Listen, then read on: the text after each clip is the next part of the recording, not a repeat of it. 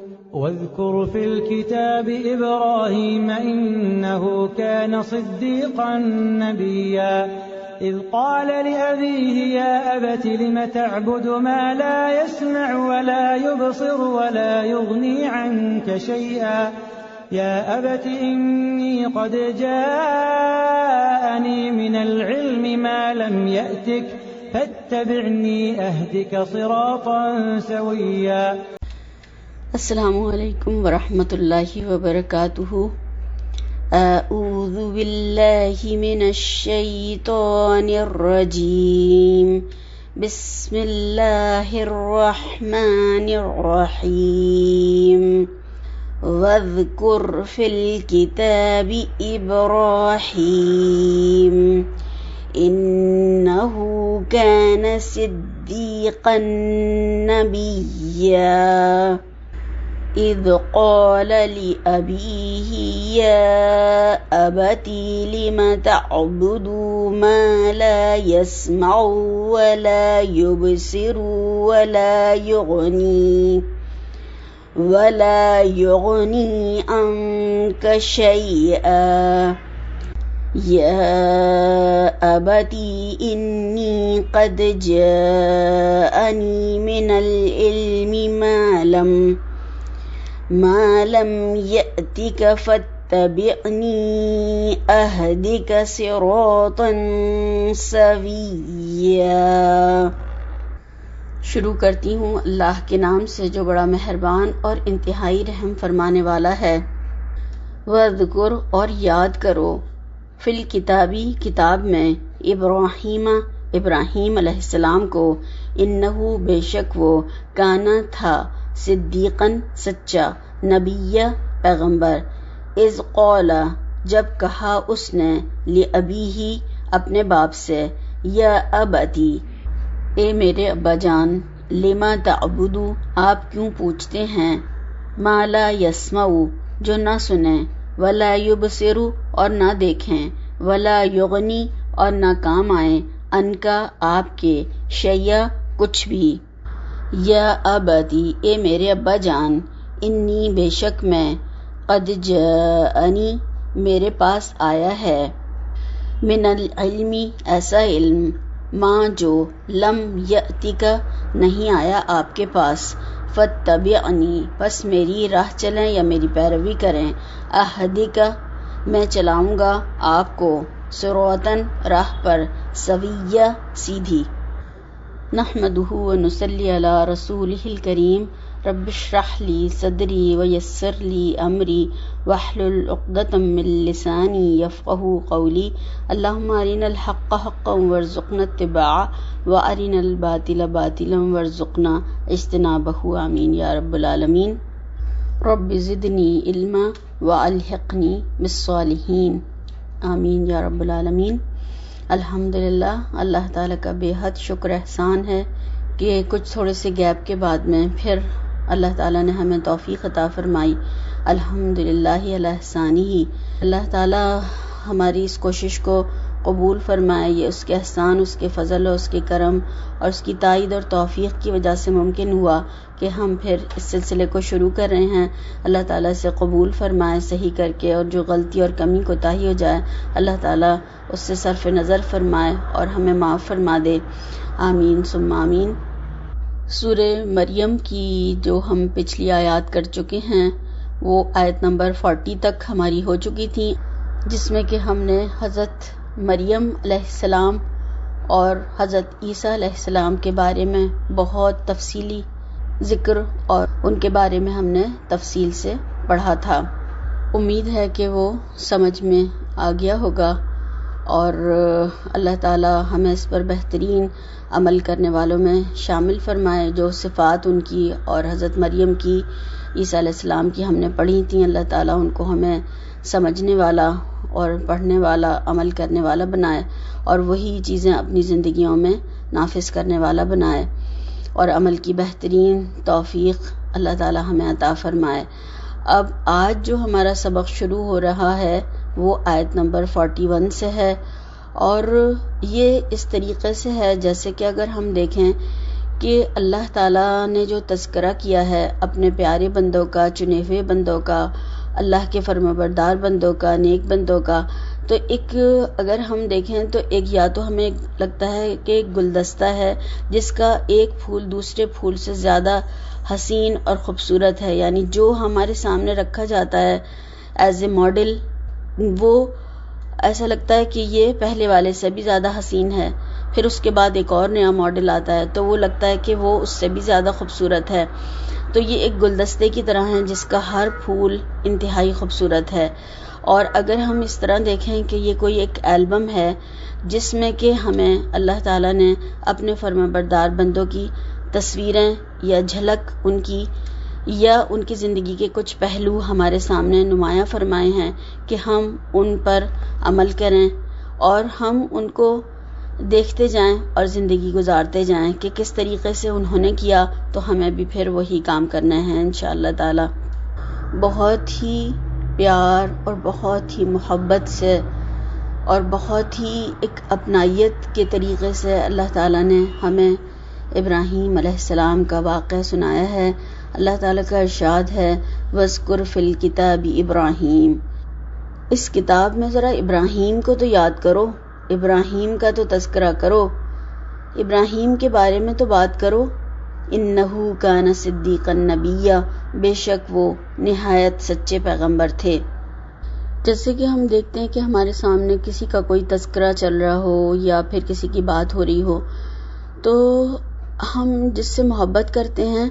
تو ہم بیچ میں اس کو رکا کر اس کو ٹوک کر کہتے ہیں کہ ذرا اس کے بارے میں بھی تو بتاؤ جو اس نے اتنی ہمارے لیے قربانیاں دیں اور اتنی ہم سے محبت تھی، تو یعنی ہم چاہتے ہیں کہ اس کا تذکرہ ہو۔ تو اسی طرح سے اللہ تعالیٰ نے ہمیں یہاں پر ابراہیم علیہ السلام کا ذرا کتاب میں اس کا تو ذکر کرو کہ جو ہمارا اتنا پیارا بندہ تھا کہ جس نے سب کچھ چھوڑ دیا ہمارے لیے۔ تو اللہ تعالیٰ اپنے دوست کا، ابراہیم علیہ السلام کا یہاں پر ذکر کر رہے ہیں، اور ان کی سب سے پہلی خوبی جو اللہ تعالیٰ نے یہاں پر بتائی ہے وہ صدیقیت ہے۔ صدیق، سچا، سب سے بڑی خوبی جو ان کی بتائی گئی ہے وہ یہ بتائی ہے۔ اور صدیق اس کو کہتے ہیں جس کے قول و فعل میں مطابقت ہو، یعنی تضاد نہ ہو۔ صدیقیت جو ہے وہ مقام نبوت کے بعد سب سے اعلیٰ درجہ ہے۔ اور بھی اللہ تعالیٰ آگے ہم دیکھیں گے کہ صدیق جو اور نبی تھے ان کا بھی تذکرہ کریں گے۔ ہر نبی اپنے وقت کا صدیق ہوتا ہے۔ عام لوگ بھی صدیق ہو سکتے ہیں مگر ہر صدیق نبی نہیں ہوتا۔ اور جیسے کہ اللہ کے نبی صلی اللہ علیہ وسلم نے حضرت ابوبکر صدیق رضی اللہ تعالیٰ عنہ کو بھی یہ لقب دیا تھا جبکہ انہوں نے معراج کی تصدیق کی تھی، اور کہا تھا کہ میں تو جب آیات الہی جو آسمان سے آتی ہیں روز سنتا ہوں اور ایمان لاتا ہوں اس پر، تو آج آپ صلی اللہ علیہ وسلم معراج کے لیے چلے گئے تو آسمان پہ آپ کو بلایا گیا، آپ آسمان پہ گئے تو اس میں کیا بڑی بات ہے، میں تو اس پر ایمان لاتا ہوں۔ تو اس وقت سے جب لوگ جھٹلا رہے تھے انہوں نے تصدیق کی تو ان کو صدیق کا لقب عطا فرمایا حضرت ابوبکر صدیق رضی اللہ تعالیٰ عنہ۔ اور یہ بات بھی تحقیق شدہ ہے کہ جتنا زیادہ انسان کا ایمان بڑھتا جاتا ہے، کامل ہوتا جاتا ہے، اتنا ہی انسان پھر سچا ہوتا چلا جاتا ہے، پھر اسے جھوٹ سے نفرت ہو جاتی ہے، غلط باتوں سے، بیکار کی باتوں سے، فضول گوئی سے، بکواس سے اور لغویات سے وہ بچنے لگتا ہے، اور پھر وہ سچ کی گواہی دینے کے لیے بھی کھڑا ہو جاتا ہے۔ اور ہم دیکھتے ہیں کہ ابراہیم علیہ السلام کا جو یہاں پر انتخاب کیا گیا ہے اور ان کا قصہ جو سنایا جا رہا ہے اور ان کی پہلی صفت صدیقیت یہاں پر بتائی گئی ہے کہ وہ سچائی کے اعلیٰ مقام پر تھے، نبی تھے وہ۔ تو یہاں پر دیکھیں کہ ابراہیم علیہ السلام کے جو حالات تھے وہی سیم حالات مکہ میں بھی ہو رہے تھے کہ ان کو اس جرم میں کہ وہ توحید پرست تھے، ان کے باپ نے آزر نے ان کو ملک چھوڑنے پر مجبور کر دیا، ان کے عزیز اور اقارب نے، اور پھر ان کا جرم کیا تھا کہ انہوں نے شرک اور بت پرستی سے روکا۔ اور اس قصے کا انتخاب اس لیے بھی کیا گیا ہے کہ قریش کے لوگ ابراہیم علیہ السلام کو اپنا پیشوا مانتے تھے اور ان کی اولاد ہونے پر وہ فخر بھی کرتے تھے، تو ان کو یہاں پر دکھایا گیا اور بتایا گیا، سمجھایا گیا کہ انہوں نے تو اپنے آباء و اجداد کو چھوڑ دیا اللہ کی خاطر، مگر شرک کو قبول نہیں کیا، اور نہ اپنے باپ دادا کی انہوں نے شرک کی تقلید کی۔ وہ تو اپنے باپ داداؤں سے بیزار ہو گئے اور انہوں نے وہاں سے ہجرت کر لی۔ اور اس پورے رکوع میں ہم دیکھیں گے انشاءاللہ تعالی، آگے کی آیات میں بھی آئے گا یہ اگلے سبق میں، کہ اللہ تعالیٰ نے کس طریقے سے ابراہیم علیہ السلام کو تبلیغ کی حکمتیں سکھائی تھیں، اس کا اسلوب بتایا تھا کہ کیسے دلائل دینا ہے، کیسے بات کرنی ہے، اور اپنے باپ کے ساتھ عزت، احترام، ادب کو ملحوظ رکھتے ہوئے کس طریقے سے انہیں دین کی دعوت دینی ہے، کس طرح تبلیغ کرنی ہے۔ تو یہ ان کا اپنے باپ کے ساتھ پورا مکالمہ آگے پورے رکوع میں انشاءاللہ تعالی ہم دیکھیں گے، یہ چلتا رہے گا۔ پھر فرمایا اذ قال لأبیہ یا ابتی لم تعبد ما لا يسمع ولا يبصر ولا يغنی عنک شیئا۔ جب انہوں نے اپنے باپ سے کہا کہ ابا جان، آپ ایسی چیزوں کو کیوں پوچھتے ہیں جو نہ سنیں اور نہ دیکھیں اور نہ آپ کے کچھ کام آ سکیں۔ ابراہیم علیہ السلام نے اپنے والد کو بہت ہی نرمی، حکمت اور محبت کے ساتھ دعوت دی اور دلائل دیے، مگر ادب اور احترام ملحوظ رکھتے ہوئے، اور لاجک سے بات کی۔ ابا جان، ایسی چیزوں سے دعا کرنا، ایسی چیزوں کو پوجنا، ان کی عبادت کرنا جو نہ سنتی ہوں نہ دیکھتی ہوں نہ آپ کا کوئی کام بناتی ہوں، کیا فائدہ ہے؟ یعنی ایک ان کے سامنے دلائل بھی رکھے اور لاجک سے ان کے سامنے یہ بات رکھی کہ انسان اسی کو پوجتا ہے، اسی کی عبادت کرتا ہے جو کہ اس کا کام بناتا ہو، جو اس کی سنتا بھی ہو، جو اسے دیکھتا بھی ہو، جب غم، دکھ، پریشانی میں جب وہ اس سے سوال کرے، دعا مانگے، اس سے کوئی چیز کی حاجت ہو، اس سے طلب کرے تو وہ پھر اسے دیتا بھی ہو۔ تو یہ تو نہ کچھ کرتے ہیں، نہ سنتے ہیں، نہ دیکھتے ہیں، نہ کچھ کر سکتے ہیں، اپنے لیے ہی کچھ نہیں کر سکتے، اپنے اوپر بیٹھی ہوئی مکھی کو نہیں ہلا سکتے، تو پھر یہ آپ کو کیا دیں گے؟ آپ کے لیے کیا کر سکیں گے یہ؟ تو انہوں نے لاجک سے بات رکھی اور کہا کہ ان کو پھر نہ پوجیں، کیونکہ یہ اس قابل ہی نہیں ہے کہ ان کی عبادت کی جائے یا ان کو پوجا جائے، تو آپ پھر ان لوگوں کی عبادت نہ کریں۔ پھر فرمایا یا ابتی انی قد جاءنی من العلم ما لم یأتک فاتبعنی اہدک صراطا سویا۔ ابا جان، مجھے ایسا علم ملا ہے جو آپ کو نہیں ملا، تو میرے ساتھ ہو جائیے، میری پیروی کیجیے، میں آپ کو سیدھی راہ پر چلا دوں گا۔ اب انتہائی عاجزی سے دلائل دے رہے ہیں کہ میری بات کیوں مانی جائے،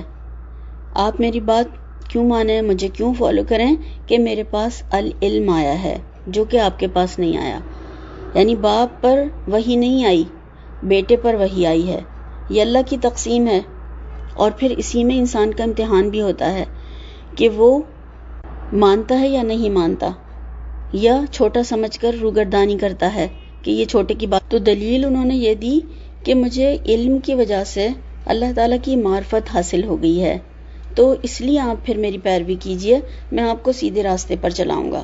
یعنی جو اللہ نے مجھے بتایا ہے، جو وحی میرے اوپر آئی ہے، جو مجھے سیدھا راستہ بتایا گیا ہے، وہ پھر میں آپ کو بھی بتاؤں گا، اور آپ انشاءاللہ تعالیٰ پھر سیدھے راستے پر چلیں گے۔ تو کسی کی بھی پیروی کرتے وقت یہ دیکھنا ہے کہ اس کے علم کا ذریعہ کیا ہے، سورس آف دا نالج جو ہے وہ کیا ہے، اس کی وہ بہت ضروری ہے۔ محض اس کے پاس علم ہے یا پھر العلم ہے جو کہ وحی الہی کے ذریعے حاصل ہوتا ہے، اور اسی کو یہ العلم کہا گیا ہے، اور باقی جو علوم ہیں وہ العلم نہیں ہے۔ عام طور پر ہم دیکھتے ہیں کہ بڑے لوگ جو ہیں وہ چھوٹوں کی بات سننا اور پیروی کرنا پسند نہیں کرتے، اس کو اپنی انا کا مسئلہ بنا لیتے ہیں کہ کل کے بچے ہمیں سبق سکھائیں گے، اور وہی غلط کام کرتے چلے جاتے ہیں، چاہے بچے ان کو صحیح بات کی طرف ہی دعوت کیوں نہ دے رہے ہوں۔ اور جو اللہ کے راستے کی تلاش میں ہوتے ہیں وہ پھر ان چیزوں کو انا کا مسئلہ نہیں بناتے ہیں. وہ یہ دیکھتے ہیں کہ قرآن اور سنت یعنی اللہ تعالیٰ نے جو اس میں ہمیں باتیں بتائی ہیں تو وہ چھوٹا بتا رہا ہو یا بڑا ہو اس میں کوئی فرق نہیں پڑتا. یعنی پھر ان کو قرآن اور اللہ تعالیٰ کی بات ہو تو پھر اس سے ان کو کوئی فرق نہیں پڑتا کہ وہ چھوٹا بتا رہا ہو یا بڑا، بس یہ کافی ہے کہ یہ اللہ کی بات ہے. اب ایک سوال یہ پیدا ہوتا ہے، کیا اولاد ماں باپ سے بڑھ کر صاحب علم ہو سکتی ہے؟ تو ہم یہ دیکھ رہے ہیں آج کہ اکثر اس طریقے کے واقعات اور باتیں ہمارے سامنے آ رہی ہیں آج کے دور میں جو نئی ایجادات ہو رہی ہیں، تو اس وجہ سے ہم دیکھ رہے ہیں کہ بچے جو ہیں وہ بہت آگے بڑھ چکے ہیں. وہ کر رہے ہیں، وہ دیکھ رہے ہیں، وہ چلا رہے ہیں، وہ چیزیں کر رہے ہیں جو ماں باپ کو پتہ بھی نہیں ہے. تو اس سے کیا ماں باپ کی عزت، احترام اور مرتبے میں کچھ فرق پڑ جائے گا؟ فرق آ جائے گا؟ نہیں، ایسا نہیں ہو سکتا، ایسا نہیں ہے. اور ہم یہ بھی دیکھتے ہیں کہ پیروی اور اتباع میں عمر کی کوئی شرط نہیں ہوتی ہے. اگر کوئی عمر میں بڑا ہے تو ہی ہم اس کی پیروی کریں، اسی کی بات مانیں گے، اور چھوٹا ہے تو اس کو چاہے وہ صحیح بات کر رہے ہو اس کو نہیں مان سکتے یا اس کو چھوڑ دیں گے. تو مال یا دنیاوی مرتبے میں کوئی بڑا ہے تو یہ پیروی کا معیار نہیں ہے. دین کے معاملے میں صرف اسی کی پیروی کی جائے گی جس کے پاس العلم ہوگا، خواہ وہ اپنی اولاد ہی کیوں نہ ہو. اس کو پھر انا کا مسئلہ نہیں بنایا جائے گا کہ بچے اگر صحیح بات کہیں تو ان کو چھوٹے ہونے کی وجہ سے ان کی بات ہی نہیں ماننی ہے کہ وہ تو چھوٹے ہیں ابھی ان کو کچھ نہیں پتا، بلکہ اگر وہ صحیح بات کہیں تو ان کی پیروی بھی کی جا سکتی ہے. جیسے کہ ہمیں یہاں پر دکھایا گیا کہ ابراہیم علیہ السلام نے کہا میرے پاس العلم ہے اور میں آپ کی پیروی کروں گا اور آپ کو سیدھے راستے پر لے چلوں گا، تو آپ میری اتباع کیجئے. تو پھر العلم والے کی اتباع کرنا چاہے وہ چھوٹا ہو اس میں کوئی مذائقہ نہیں ہے. بات تو اس کی نہیں ہے چھوٹے کی، یہ تو اللہ تعالیٰ کی بات ہے اور حکم بھی اسی کا بتایا جا رہا ہے، احکامات بھی اسی کے بتائے جا رہے ہیں. تو پھر چھوٹا کہے یا بڑا، دیکھنا یہ ہے کہ وہ کیا کہہ رہا ہے، کس کی بات کر رہا ہے. تو بس وہ پھر اگر العلم میں سے ہے تو قابل عمل ہے، اور اگر نہیں ہے تو پھر قابل عمل نہیں ہو سکتی. تو انہوں نے بہت ادب، احترام اور عزت سے، محبت سے اپنے باپ کو پیار سے مخاطب کر کے کہا کہ میں آپ کا بیٹا ہوں، گویا کہ میں چھوٹا ہوں آپ سے، مگر یقین مانیے اللہ تعالیٰ نے مجھے وہ باتیں بتائی ہیں جس سے کہ آپ قطعی انجان ہیں، آپ کو نہیں پتا وہ باتیں، آپ کے پاس ان کی خبر ہی نہیں آئی ہے، آپ کو معلوم ہی نہیں ہے اور نہ آپ انہیں جانتے ہیں. آپ میری بات مانیے، میں آپ کو دین کے سیدھے راستے کی طرف لے چلوں گا جو کہ ہماری منزل مطلوب یعنی جنت تک جانے والا ہے، اور اللہ تعالیٰ کے عذابوں سے بھی نجات دلائے گا انشاءاللہ تعالیٰ. تو یہ ان کی خیر خواہی تھی، محبت تھی اپنے باپ کے ساتھ، جو انہوں نے انتہائی محبت سے اپنے باپ کو حکیمانہ طریقے سے اپنے باپ کو انہوں نے سمجھایا، تبلیغ کی، یا کچھ اصول یا کچھ ضابطے، کچھ قاعدے اور کچھ چیزیں، کچھ باتیں ان کے سامنے رکھیں. اور ہم نے اس میں یہ بھی دیکھا کہ آزمائشیں جو ہیں وہ گھر سے شروع ہو جاتی ہیں، اور رشتوں کی قربانی سب سے بڑی قربانی ہوتی ہے، اور انبیاء کرام بھی رشتوں کے ذریعے آزمائے گئے، انہوں نے قربانیاں دیں اور وہ اس میں کامیاب بھی ہوئے. اور یہ بھی کہ دعوت کا کام گھر سے شروع کرنا ہے، اور یہ سنت بھی ہے، یعنی انبیاء کرام کی سنت ہے یہ. تو ان آیات کے ذریعے ہمارے سامنے اللہ تعالیٰ نے یہ بات رکھی ہے کہ اگر تم اس طریقے کے حالات یا لوگوں میں گمراہی، بت پرستی یا غلط کام، بدعات، خرافات دیکھو تو لوگوں کو بتاؤ، ذرا تذکرہ کرو ان کے سامنے ابراہیم علیہ السلام نے کیا کیا، کیا بیتی ان کے ساتھ، کیا کچھ ہوا، اور پھر ان کا رویہ کہ انہوں نے کس طرح سے صبر و تحمل، بردباری اختیار کی، اس کو بھی تو ذرا دیکھو کہ وہ کوئی طیش میں نہیں آئے، انہوں نے کوئی غلط کام نہیں کیا، بلکہ کتنی محبت اور پیار اور ہمدردی اور عاجزی کے ساتھ میں انہوں نے اپنے باپ کے سامنے دعوت رکھی اور ان کو سمجھایا. ایک گھر میں رہتے ہوئے باپ اور بیٹے کا نظریہ مختلف، وہ بت پرست، وہ بتگر اور بت فروش، اور یہ توحید پرست اور بت شکن۔ نظریے مختلف ہونے کے باوجود بھی کوئی تلخی، کوئی بدتمیزی، کوئی غلط باتیں نہیں، بلکہ عزت اور احترام اور محبت سے ہی بات کر رہے ہیں۔ تو ہمارے لیے اس میں بہت بڑا سبق ہے اگر ہم اس کو سمجھیں۔ اور اگر ہم صحابہ کرام کے حوالے سے دیکھیں تو کتنا ظلم، زیادتی اور کتنا زیادہ پریشان کیا ہوا تھا، اور ہجرت بھی ہوئی حبشہ کی طرف۔ انہی حالات میں پھر یہ آیات صحابہ کرام اور قریش کو سنائی گئی تاکہ ان میں حوصلہ پیدا ہو کہ ابراہیم علیہ السلام بھی تو تنہا تھے، انہوں نے تو بہت ہی حکیمانہ انداز میں اپنے والد کو اللہ تعالیٰ کا تعارف پیش کیا۔ جب اللہ تعالیٰ کا تعارف دیا تو پھر اس کا کیا رد عمل ہوا ان کے والد کا، اور اس کا کیا نتیجہ نکلا، انہیں کیا نتیجہ بھگتنا پڑا۔ یہی کچھ صحابہ کرام جو ہے قریش کے ساتھ میں کر رہے تھے، آپ صلی اللہ علیہ وسلم کو دھمکیاں دے رہے تھے، اور وہی انداز، وہی لہجہ جو ابراہیم علیہ السلام کے والد کا تھا، کہ ہم اس رکوع میں دیکھتے چلے جائیں گے، وہی ان لوگوں کا تھا۔ آپ صلی اللہ علیہ وسلم اور صحابہ کرام کو بھی ہجرت کرنی پڑی، تو اس واقعے سے بہت زیادہ مماثلت ہے جو آپ صلی اللہ علیہ وسلم کے وقت کے حالات تھے ان میں۔ تو یہ سب بتا کر آپ صلی اللہ علیہ وسلم اور صحابہ کرام کو حوصلہ دیا گیا ہے، ان کو تسلی دی گئی ہے کہ یہ سب کچھ تو ہوگا، جب تم اس دین کے علمبردار بن کر کھڑے ہوگے یا تم اس دین کو دوسرے لوگوں تک پہنچاؤ گے تو یہ سب کچھ ہوگا۔ اسی طرح سے ہوتا چلا آیا ہے، کیونکہ شرپسند لوگ جو ہیں وہ اس طرح کی باتوں کو سننا پسند نہیں کرتے، اور یہ سب کچھ انبیاء کرام کے ساتھ ہوتا چلا آیا ہے، اور انہوں نے پھر اس کا کس طریقے سے کیا جواب دیا اور ان کا رد عمل کیا تھا۔ تو یہ سب چیزیں دعوت کے حوالے سے ہمارے سامنے اللہ تعالیٰ نے اس رکوع میں رکھی ہیں ابراہیم علیہ السلام کے حوالے سے، اور یہ بھی بات اس میں ہمارے سامنے ان آیات میں رکھی گئی ہے کہ جو بھی ہم بات کریں وہ اس کی بیس جو ہے علم الوحی پر ہونی چاہیے۔ انہوں نے یہی تو کہا کہ اللہ کا دین جو مجھ تک پہنچا ہے وہ میں آپ کو بتاتا جاؤں گا، آپ اس کی پیروی کیجئے۔ تو جو علم وحی مجھے دیا گیا ہے اس میں یہ بتایا گیا ہے کہ شرک جو ہے تمام اعمال کو برباد کر دیتا ہے، تو پھر آپ شرک کو چھوڑ دیجئے، اور پھر ان کی ایسوں کی عبادت کیوں کر رہے ہیں آپ جو کہ نہ آپ کی سنتے ہیں، نہ دیکھتے ہیں، نہ کوئی آپ کا کام بنا سکتے ہیں، تو پھر اس کی عبادت کیجئے جو سنتا بھی ہے، جو دیکھتا بھی ہے، اور تمام معاملات بھی بناتا ہے۔ تو یہاں پر یہ بات اچھی طرح سے سمجھا دی گئی ہے کہ مرضی کا دین نہیں چلے گا، خود ساختہ دین نہیں چلے گا۔ دین مکمل ہو چکا ہے، اور وہ آپ صلی اللہ علیہ وسلم کے زمانے میں ہی ہو گیا، اور آپ صلی اللہ علیہ وسلم نے بتا دیا الیوم اکملت لکم دینکم واتممت علیکم نعمتی ورضیت لکم الاسلام دینا، کہ اللہ تعالیٰ نے تمہارے دین کو تمہارے لیے مکمل کر دیا۔ تو اب اس میں کوئی کمی، بیشی، زیادتی، اضافے کی کسی کی ضرورت نہیں ہے،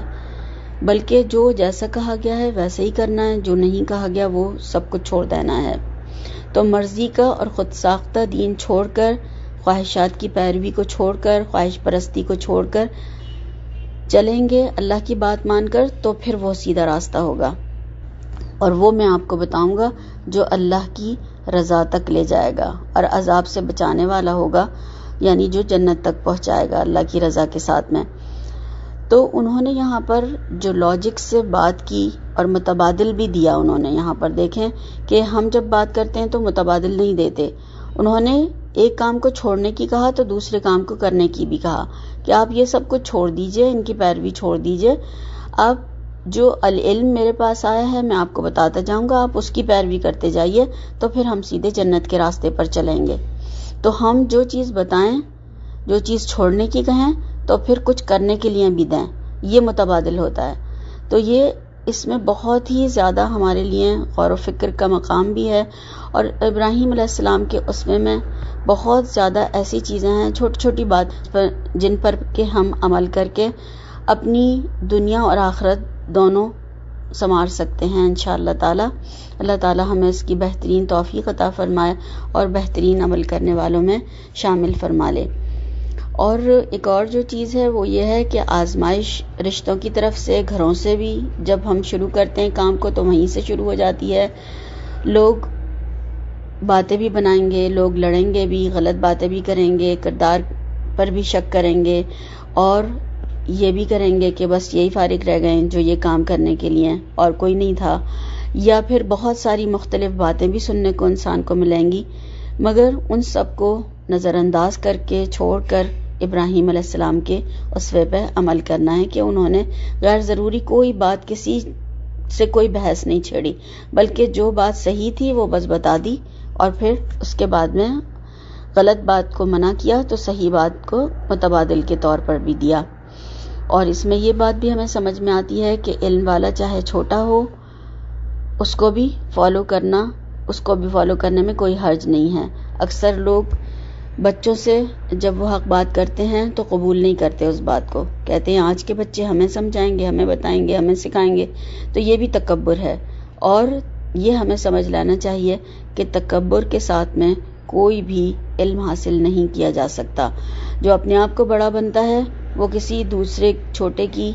बात सुनने को तैयार नहीं होता। तो अल्लाह ताला इससे महफूज रखे। और तकब्बुर ऐसी चीज़ है जो कि जिसके दिल में, कहा गया है हदीस के हवाले से हमें मालूम होता है कि राई के दाने के बराबर भी तकब्बुर होगा, वो जन्नत में नहीं जा सकेगा। अल्लाह ताला इससे महफूज रखे और अल्लाह ताला हमें बेहतरीन अमल करने वालों में